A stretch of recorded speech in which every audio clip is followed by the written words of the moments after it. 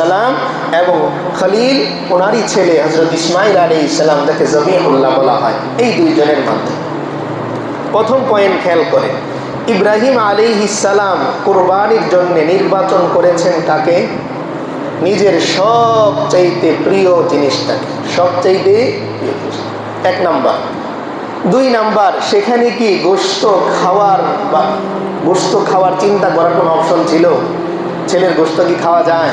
তো কুরবানির ইতিহাসটাই এসেছে যে এখানে গোশত খাওয়ার কোনো কি ছিল না, অপশন ছিল না।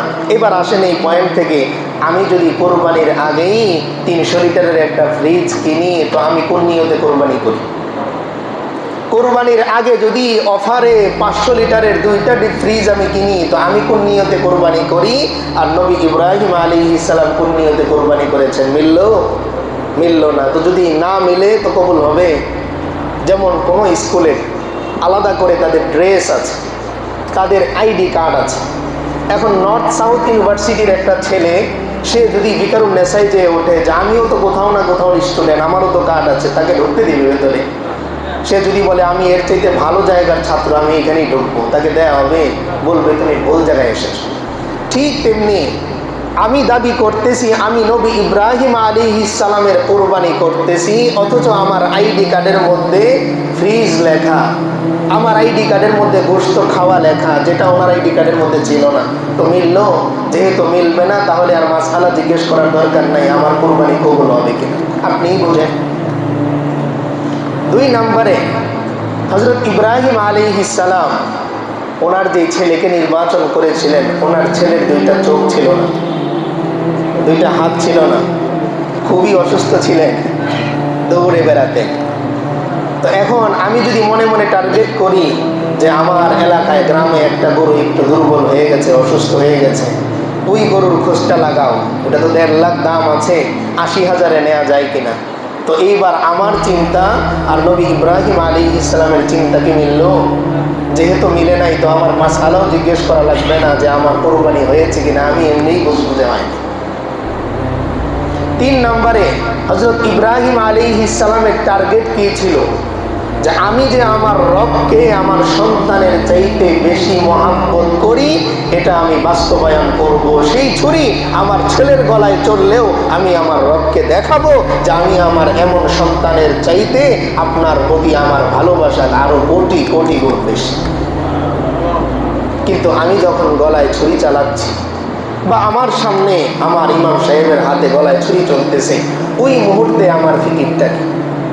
কসাইকে বলতেছি তাড়াতাড়ি গোশতটা বানিয়ে দিও, মেহমানরা আসতেছে, 10টার মধ্যে গোশতটা বানিয়ে দিলে ভালো হয়, কারণ এটা দিয়ে যেহেতু আমাদের খানা খেতে হবে, খাবো আমি, কিন্তু নিয়তটা ঠিক করে নেই। ওই মুহূর্তটা আমি চিন্তা করি, আল্লাহর শুকরিয়া করি যে আল্লাহ, ওই দিন যদি নবী ইব্রাহিম আলাইহিসসালাম তার ছেলের গলায় ছুরি চালাতেন আর কোরবানি হতো, তবে আজকেও তো আমার সন্তানকেই ছুরি চালাতে হতো, গোশত খাবো কখন? তো এই জন্যে প্রথমে নিয়তকে কি করা? খাঁটি করা। আমি একমাত্র কোরবানি করব আল্লাহর জন্য। এখান থেকে যদি 2-1 টুকরা আমার রব আমার রিজিকে রাখেন, তো আমি সেটা খুশির সাথে খাবো। আগেই ফ্রিজ কিনে স্টক করবো, এই জমা করব, এই ফিকির যেন আমার মাথায় না আসে। আর সবচেয়ে বড় বিষয় হচ্ছে রিজিক তো কি নির্ধারণ করা। আর রিজক মাকসুম, আল্লাহর হাবিব বলেন যে রিজিক নিয়ে এত টানাটানি, এত পেরেশানি, ওই রিজিক আসমান থেকে বন্টন করা। যত টুকরা গোশত বাজেট, এত টুকরাই ভেতরে যাবে, যত টুকরা বাজেট নাই, ওটা আমি চাইলেও হবে। এই জন্য প্রায় সময় এই কথাটা আমি বলি যে আপনি চর্বি খান না, দেখবেন কোথাও যে উঠেছেন, ওইখানে চর্বিগুলো আপনার বন্ধু সে পছন্দ করে। এখন সে ভেবেছে যেহেতু আমারই বন্ধু, তা আমি যেহেতু চর্বি পছন্দ করি, সেও তো করে, তো 10 পিস আপনারে দিয়েছে। এখন বন্ধু দিয়েছে, আপনি তো নাও করতে পারেন। বন্ধু জিজ্ঞেস করতেছে আরো দিব, দিয়েছে কয় পিস? 10 পিস। এবার খেয়াল করে আপনার পাশেই একটা গরিব মানুষ বসে, যে দাওয়াত ছাড়া এসেছে, সে এমনিতেই ভয়ে আছে, সে বলেও না যে আমি গোশত পাইনি, সে চিন্তা করতেছে আমি যে খিচুড়ি পেয়েছি ঋতু বেশি, গোশতের কথা আবার বলবো যদি জিজ্ঞেস করে কার দাওয়াতে এসেছো। এবার আপনার বন্ধুর দিকে আপনি খেয়াল করলেন, দেখা যায় না, আস্তে করে 10 পিস, গরিব মানুষ তো জিজ্ঞেস করেন নাই, দিয়ে দিছে, সে শুকর আদায় করে খেয়ে চলে গেছে। এবার বলেন আপনি গোশত খেলেন কয় পিস? শুধু খিচুড়ি? আর উনি খেলো 10 পিস, তার চর্বি খুব পছন্দ। এটারে বলে রিজিক। এটারে কি বলে? রিজিক বলে। আপনার প্লেটে আসবে, আপনি নিজের হাতে আরেকজনের প্লেটে দিয়ে দিবেন, আপনি খেতে পারবেন। এই জন্য কেউ মনে কষ্ট নেবেন না, যাদের মনে করেন ডায়াবেটিসের সমস্যা আছে। এখন আপনার সামনে রসগোল্লা 20 পিস দেওয়া হয়েছে, কয়টা খাবেন? কয়টা? রুচি আছে তো? আল্লাহ বলেন বান্দা রিজিক বন্টন করা চাইলেও খেতে পারবে না। আর যদি তোমার রিজিকে থাকে তো সারাদিন রিক্সা চালাবে, সন্ধ্যায় তোমার বাড়িতে মিষ্টি পৌঁছে যাবে, কারণ পাশের বাড়ির সবার ডায়াবেটিস, কেউ মিষ্টি খায়। তো এই জন্যে রিজিক নিয়ে পেরেশান যেন আমরা না। তো ঠিক তেমনি কুরবানির ক্ষেত্রেও একই কথা, যা আমি পুটলা বেঁধে বেঁধে রেখে দিলাম, কেউ মনে কষ্ট নেবেন না। একমাত্র আল্লাহর সন্তুষ্টির জন্য এই কথাগুলো বলা আমার দায়িত্ব, আপনাদেরকে বলে দেন। আপনি 50টা পুটলা করে রাখলেন, আচ্ছা বলেন তো কোরবানির 1 মাস পরে যদি আপনি চলে যান, পুটলা আপনার সাথে যাবে? আজ পর্যন্ত কেউ নিয়ে যেতে পেরেছে যে বাবা যেহেতু চলে গেছে অন্তত 2 কেজি পরিমাণ ভুনা করে সাথে দিয়ে দেবেন? তো এই জন্য এই পুটলা করার দরকার নেই। গরিব দুঃখীদের দিয়ে আপনি তো খুশি হবেন যে আপনি আপনার রব যেখানে বলছে যে এই গরিব মানুষগুলো হচ্ছে আমার পরিবারের অন্তর্ভুক্ত, ওরা যখন হাসে তো কুদরতি ভাবে ওদের হাসির আড়ালে আমি মাওলা হাসি। আপনি যখন একজন গরিবের হাতে টুকরাটা দিতে পারলেন, তার মানে এই টুকরাটা ওই গরিবকে দেন নাই। আল্লাহ বলতেছেন বান্দা ওর হাতের আড়ালে আমি মালিক হাত পেতেছি, ওইখানে তুমি দিয়েছো। আপনি ফেরত দেন কিভাবে? আবার অনেক সময় দেখা যায়, এটা দুঃখের সাথে বলতে হয়, যে যারা এসে হাত পাততেছে আপনি তাদের সাথে দুর্ব্যবহার করেন। এটা কত দুঃখের, কত আফসোসের। ও যদি হাত না পাততো আপনি আপনার কোরবানির হকই আদায় করতে পারতেন। আচ্ছা বলেন তো, আজকে থেকে যত ভিক্ষুক আছে দেশে সবাই যদি মনে মনে এই চিন্তা করে যে আমরা আজকে থেকে কারো কাছে হাত পাতবো না, আচ্ছা বলেন এবার আপনার ছেলে অসুস্থ, 10 টাকা দান করবেন, কোথায় করবেন? কাকে দিবেন? যদি মসজিদওয়ালারা নিয়ম করে দেয় যে আজকে থেকে আর দান বাক্স চলবে না, আপনার তো নিয়ম, দিবেন কোথায় দিবেন? মসজিদের ছাদে রেখে যেতে হবে সর্বদা। এই জন্য আপনার সামনে দিয়ে দান বাক্স যায়, এটা মসজিদ কমিটির আপনাদের প্রতি দুর্বলতা না, বরং আপনাদের প্রতি ইহসান, আমাদের প্রতি ইহসান, যে তিনি মেহেরবানি করে তারা এই ফিকির করে আমার সামনে দান বাক্সটা দিয়েছে, আমি যাতে এখানে কিছু দিয়ে ওখানে পাই। এই জন্য দেখবেন এই যে লাগেজ যখন চেক হয় না, আপনি দিয়ে যাচ্ছেন এইখানে আপনার জায়গায় পৌঁছে দিচ্ছে। তা আল্লাহ বলতেছেন তুমি তো সরাসরি আমার ফান্ডে দিতে পারবে না, তাই মসজিদের দান বাক্স নামে তোমার কাছে একটা বক্স আসবে, ওইখানে দিবে, হাসরের ময়দানে আমি আল্লাহর বাক্স থেকে ওটা তোমাকে ফেরত দেওয়া হবে। আমি দিচ্ছি এখানে, পাবো ওখানে। তো ঠিক তেমনি কোরবানির যেই গোশত, যেটা আমি একজন ফকিরের হাতে, একজন গরিব মিসকিনের হাতে দিচ্ছি, ও ভাই হাত বদলে যেতে পারে, হতে পারে একদিন আমার হাত তার জায়গায় চলে যাবে। এই জন্য আগেও হয়তো এই ঘটনা বলেছিলাম কিনা মনে নেই আমার, তবু আবার বলতেছি যে এক গরিব মানুষ, স্বামী স্ত্রী 2 জন বসে খানা খাচ্ছেন, তো তিনি যে হাত পেতেছেন তো ওই স্বামী তাকে ফেরত দিয়ে দিচ্ছে, বললো যে আমরা কোনো গরিব মিসকিনকে দিই না, তুমি জানো না এই বাড়িতে কোনো গরিব মিসকিন আসা নিষেধ। তো তিনি চলে গেলেন। অনেক বছর পরে ওই যে মহিলা, এই মহিলার তার স্বামীর সাথে যে কোনো কারণে সংসার ছাড়াছাড়ি হয়ে গেছে, আর ওই দিক দিয়ে ওই যে ভিক্ষুক, আল্লাহ তাআলা তাকে পজিশনের উপরে উঠিয়ে দিয়েছেন, তো তার ফ্যামিলি ওই ভিক্ষুকের কাছে দিয়ে দিয়েছে। এখন এই মহিলা আর ওই ভিক্ষুককে চেনে না, সে তো অনেক আগের কথা। কিছুদিন পরে তার যে আগের স্বামী ছিল সে এবার তার বাড়িতে যেয়ে উঠেছে। এবার ওই লোক তাকে প্লেট করে খানা দিয়েছে। তো খানা দেওয়ার পর দ্বিতীয় যে স্বামী আছে তার, সে খুব কান্না করতেছে। স্ত্রী বলতেছে যে আপনি কান্না করতেছেন কেন? তুমি বললেন যে যেই লোকটা আজকে আমাদের বাড়িতে খানা নেওয়ার জন্য প্লেট নিয়ে এসেছে, তুমি কি তাকে চিনতে পেরেছো? তো তিনি বললেন যে না। বললেন যে আর একটু ভালো করে খেয়াল করো তো। তো তিনি ভালো করে খেয়াল করে লজ্জায় পড়ে গেলেন, বললেন হ্যাঁ তিনি তো আমার প্রথম স্বামী। তো পরে জিজ্ঞেস করতেছেন যে প্রথম স্বামী, তো আপনি কান্না করবেন কেন? আপনি না রাগ হওয়ার কথা যে আমার স্বামী বিয়ে এখন আর নাই, সংসার নাই, এরপর আমার বাড়িতে এসেছে, আপনি কান্না করতেছেন কেন? পরে বিবিকে তিনি বলতেছেন যে বিবি তুমি কি আমাকে চিনেছো, আমি কে? তো এবার মুখের দিকে তাকিয়ে আছে, বলছে না আমি তো চিনতে পারি নাই। তো তিনি বললেন ওই যে অনেক বছর আগে তুমি আর তোমার এই পুরাতন স্বামী খানা খাচ্ছিলে, আর প্লেট নিয়ে একটা লোক যে দাঁড়িয়েছিল, যাকে তাড়িয়ে দিয়েছিল, দেখো তো ওই লোকের সাথে আমার চেহারাটা মিলে কিনা। এবার স্ত্রী বলতেছে, হ্যাঁ এখন আমার মনে পড়েছে ওই লোক তো আপনি। বলতেছেন, এই জন্য আমি কান্না করতেছি আল্লাহর শুকরিয়া করে, যে আল্লাহ একদিন প্লেট আমাকে খালি হাতে ফেরত দিয়েছিলেন, আজকে ওই প্লেট যিনি আমাকে ফেরত দিয়েছিলেন উনি প্লেট নিয়ে আমার বাড়িতে, আর আমি আজকে সিংহাসনে বসি। তো এই জন্যে আমরা যারা কোরবানি দিব, গোশত খাওয়ার কোরবানি যেন নিয়তেও না থাকে, মুখেও না থাকে। আমরা অনেক সময় বিবাহের যে অনুষ্ঠানগুলো, কেউ মনে কষ্ট নেবেন না, বিবাহের যে অনুষ্ঠানগুলো এটা চালিয়ে দিই কোরবানির গোশত দিয়ে, যে ছেলের বিয়ে কবে, কোরবানির পরে ফেলাও। কেন? কারণ কোরবানি তো বড় গরু দিয়ে দিব, ওখান থেকে 100 কেজি রেখে দিলেই অনুষ্ঠানটা হয়ে যাবে। ও ভাই, কোরবানি ছেলের বিবাহের অনুষ্ঠানে ব্যবহার করার জন্যে না, এটা আল্লাহর জন্যে। ছেলের খতনা অনুষ্ঠান আপনি করবেন, যদিও এটার অনুষ্ঠান আসলে উচিত না, আপনি এমনি মেহমানদারি করেন, খতনার কোনো অনুষ্ঠান হয় না, এটা একটা সুন্নত, এটার আবার আলাদা অনুষ্ঠান, এটা লজ্জার বিষয়। যদিও আমাদের সমাজে এটা প্রচলন আছে এটা, তা আপনি এই অনুষ্ঠানটা কোরবানির পরে ফেলেন কেন?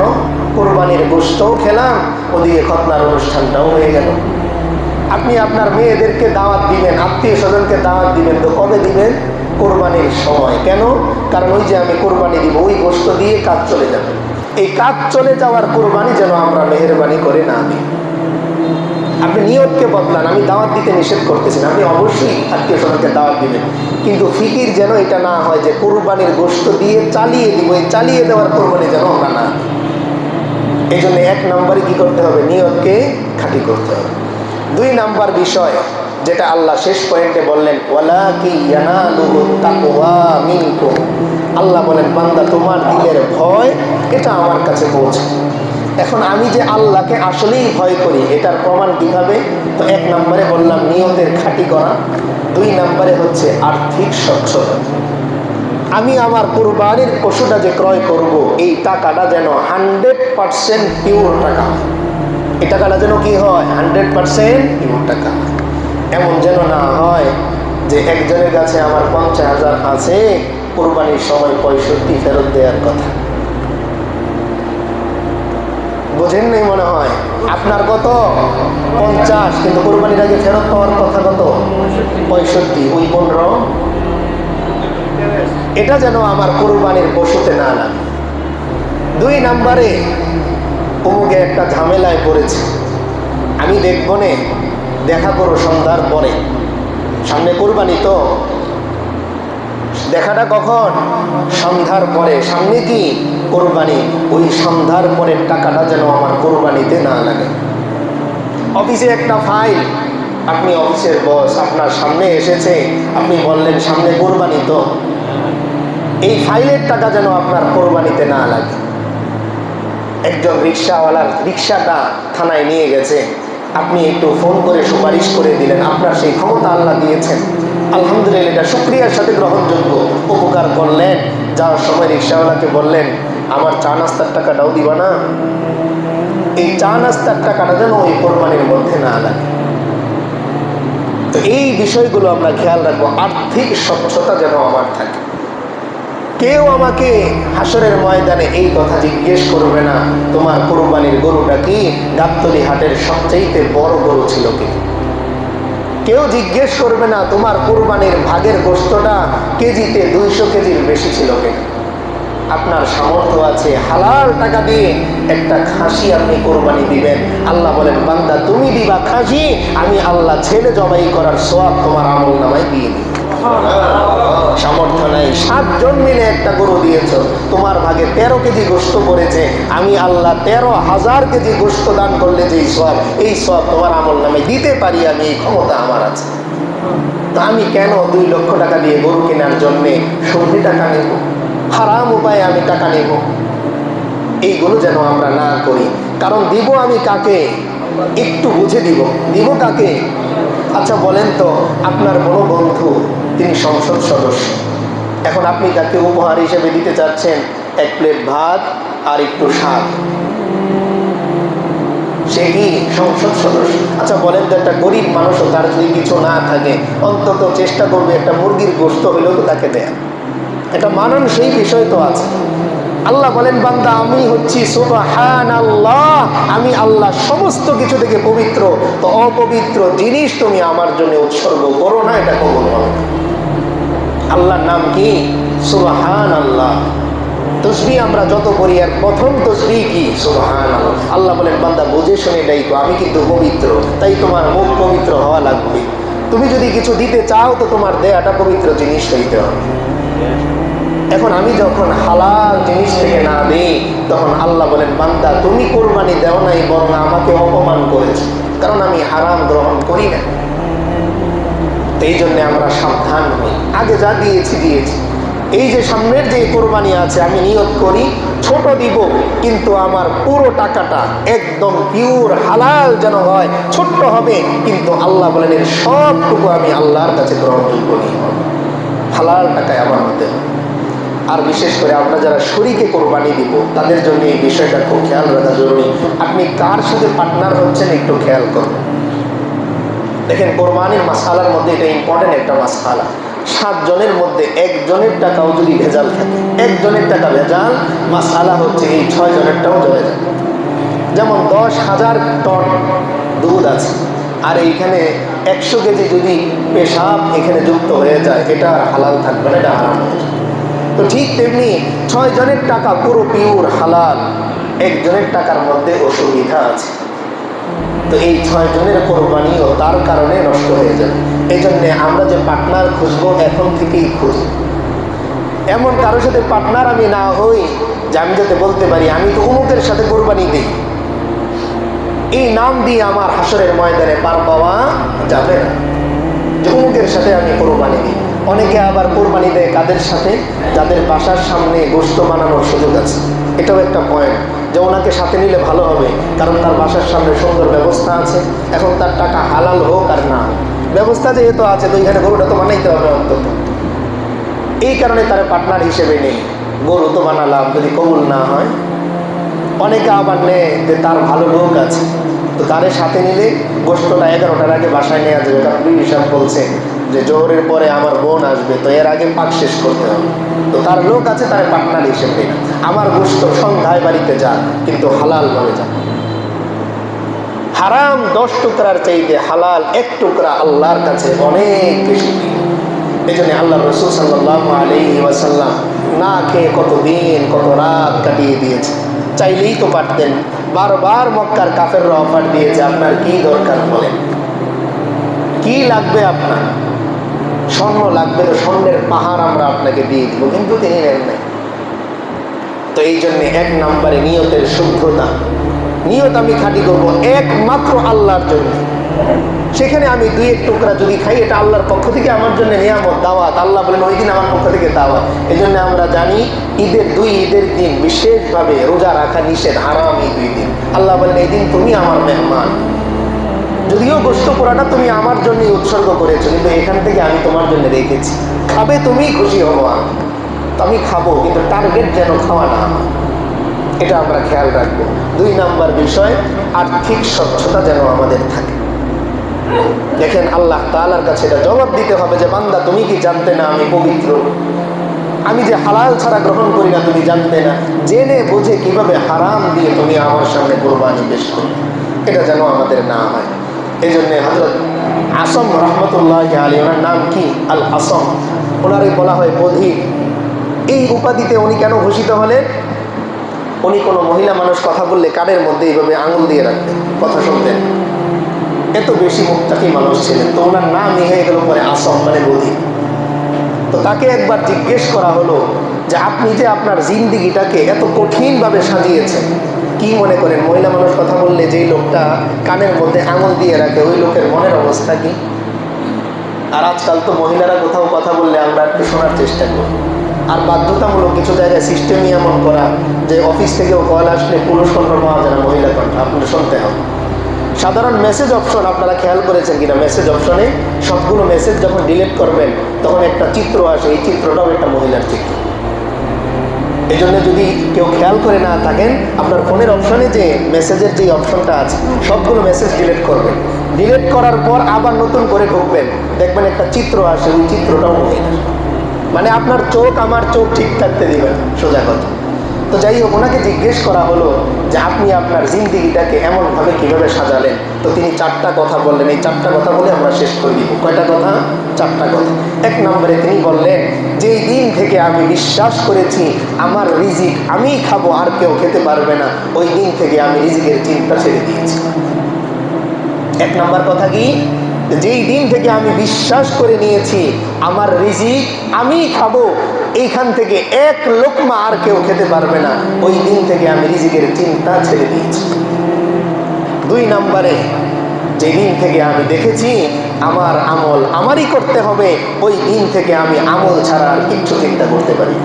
যে আমার নামাজ আমারই পড়তে হবে, আমার রোজা আমারই রাখতে হবে, আমার কবরে আমারই যেতে হবে, খাটিয়ায় আমার একাই উঠতে হবে, কবরের সওয়াল জবাব আমার একাই দিতে হবে, জান্নাতে আমার একাই যেতে হবে, জাহান্নামে পড়লে আমার একাই পড়তে হবে, সব যেহেতু আমার, তো আমল নিয়ে চিন্তাও আমি নিজেই শুরু করেছি। এই চিন্তা থেকে আমি 1 মুহূর্তও গাফেল হই। 3 নম্বরে তিনি বললেন, যেদিন থেকে আমি বিশ্বাস করেছি যে আমার মৃত্যু হঠাৎ করে আসবে, ওই দিন থেকে প্রতি মুহূর্তে আমি মৃত্যুর জন্য প্রস্তুত থাকি। যেমন কথার কথা, আপনি টিকিট কেটেছেন 11:50, আপনার গাড়িটা তো নিশ্চিত যে 11:50-এর আগে আসলেও আপনাকে রেখে যাবেন। কিন্তু আমরা যারা লোকাল বাসে চলি, আপনি গিয়ে এখান থেকে বিএনএস দাঁড়ালেন, আপনি রায়দাতে যাবেন কথার কথা, কিংবা বলাকা বাসে যাবেন, এটার কি কোনো টাইম আছে? এমনও হতে পারে 1 ঘন্টা পরে আসবে, এমনও হতে পারে গিয়ে দেখবেন 10টা দাঁড়ান। এটার কোনো গ্যারান্টি নেই। মৃত্যুর বাসও এরকম, এটার কোনো টাইম ফিক্স নেই, যে কোনো সময় চলে আসতে পারে। আপনি খাচ্ছেন, শেষ লোকমার আগে নিয়ে যেতে পারে। আপনি হাঁটতেছেন, বসার আগে নিয়ে যেতে পারে। আপনি ঘুমাচ্ছেন, ওঠার আগে নিয়ে যেতে পারে। তিনি বলতেছেন, যেই দিন থেকে আমি বিশ্বাস করেছি আমার মৃত্যু হঠাৎ আসতে পারে, ওই দিন থেকে আমি মৃত্যুর জন্য প্রতি মুহূর্ত প্রস্তুত থাকি। 3টা। 4 নাম্বার শেষ কথা যেটা তিনি বললেন, যেই দিন থেকে আমি বিশ্বাস করেছি আমার আল্লাহর মনিটরিংয়ের মধ্যেই আমি আছি, 24টা ঘন্টা আমি তার মনিটরিংয়ের মধ্যে আছি, ওই দিন থেকে আমি আমার নিজেকে গুছিয়ে নিয়েছি। আচ্ছা বলেন তো, আজকে যদি এখানে সিসি ক্যামেরা থাকে, আপনি বুঝতেছেন আপনাকে মনিটরিং করা হচ্ছে, আপনি গায়ের জামাটা খুলতেও তো লজ্জা পাবেন। তো সেইখানে আল্লাহ বলতেছেন, বান্দা তুমি যা করো, তুমি যা ভাবো, এই সব আমার সামনে স্পষ্ট ক্লিয়ার SSD, এটা শুধু SD না, এরপরও আমি আর আপনি অপরাধ করি। তো তিনি বলতেছেন, যে দিন থেকে আমি বিশ্বাস করেছি আমার আল্লাহর দৃষ্টির মধ্যেই আমি সব সময় থাকি, ওই দিন থেকে আমি আমার নিজেকে গুছিয়ে নিয়েছি, কোনো বদ আমলের মধ্যে, গুনাহের মধ্যে আমি জড়াই। এই 4টা কথা উনি বললেন। তো আল্লাহ তাআলা যে কথাগুলো আমরা বললাম, শুনলাম, এগুলোর উপর আমাদের সকলকে আমল করার তৌফিক দান করেন। কোরবানির জন্য আমাদের নিয়তকে খাঁটি করে, আর্থিক স্বচ্ছতা নিশ্চিত করে, এরপর আমাদের এই আমলে শরীক হওয়ার তৌফিক আল্লাহ দান করেন। আমিন ওয়া আখিরু দাওয়ানা আলহামদুলিল্লাহ। আচ্ছা, সম্মানিত মুসল্লিয়ানে কেরাম, আমরা একটু বসি। আজমপুর গণকবরস্থানের পক্ষ থেকে আমাদের